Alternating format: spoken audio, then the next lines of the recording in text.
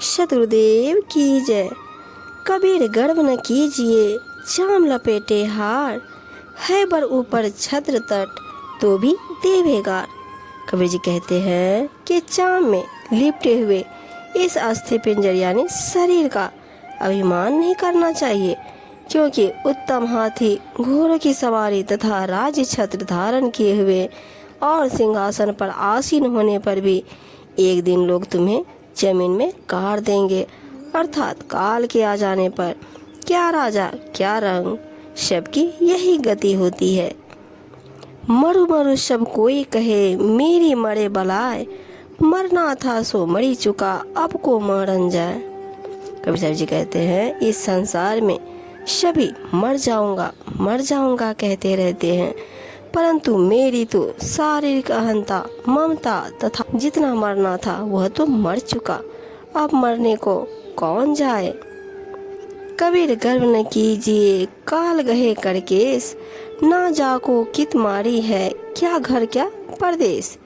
कबीर जी कहते हैं तन का धन का तथा किसी भी प्रकार का गर्व मत करे। काल ने तुम्हारी चोटी को पकड़ रखा है, न जाने वह कहाँ कब मार डाले। काल के लिए यदि घर देश या विदेश की कोई दूरी नहीं है, प्रत्येक स्थान पर वह आकर मार सकता है।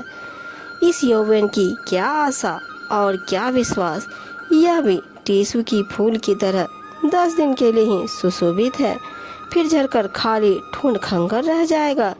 इसी प्रकार युवा अवस्था थोड़े समय ही दिखाई देती है।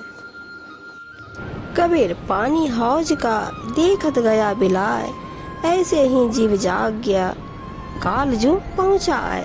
कबीर जी कहते हैं जिस प्रकार हौज का पानी नाली से निकलते हुए धीरे धीरे समाप्त हो जाता है, इसी प्रकार एक दिन जब काल आएगा तो इस शरीर के छिद्रों से जीव निकल जाएगा। इसी के साथ यौवन धन तथा अहंकार आदि का बल पूर्णतः समाप्त हो जाएगा।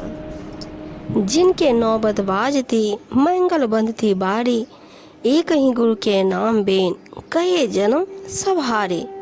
साहिब जी बताते हैं जिनके यहाँ माया की चहल पहल और हंसी खुशी की नौबत बजती थी, जिनके यहाँ मान महिमा की ध्वजा बढ़ाती थी और द्वार पर बंदे हाथी झूमते थे, वे केवल सतगुरु के नाम ज्ञान के बिना अपने सारे मनुष्य जीवन को हार गए, अर्थात सब कुछ पाकर भी खो बैठे, क्योंकि जीवन की सार्थकता गुरु की सेवा तथा ज्ञान साधना में निहित है।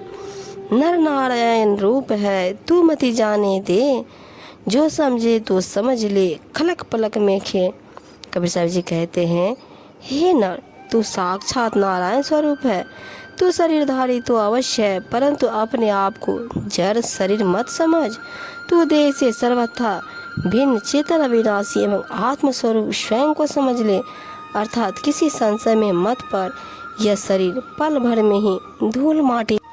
कबीर साहब जी कहते हैं संसार के लोगों को अपनी शारीरिक अवस्था का भी विचार नहीं है। इन पगलों को आंखों से नहीं दिखाई देता और कानों से उपदेश प्रवचन भी नहीं सुनाई देते। सिर के बाल भी उजले हो गए हैं, परंतु अब भी ये महाज्ञानी ही बने हुए हैं। कबीर केवल नाम कह शुद्ध गरीबी चाल, कुड़ बड़ाई बूढ़ सी भारी पड़सी छाल। कबीर जी कहते हैं तू केवल सद्गुरु के नाम का सुमिरन व ज्ञान का आचरण कर तथा अपनी पवित्र विनम्र भाव की चाल से सन्मार्ग पर अग्रसर रहे। जो केवल मिथ्या मान बड़ाई के मुंह में है, वे डूबेंगे और जग के तापों यानी दैहिक दैविक व भौतिक कष्टों में डूब मरेंगे।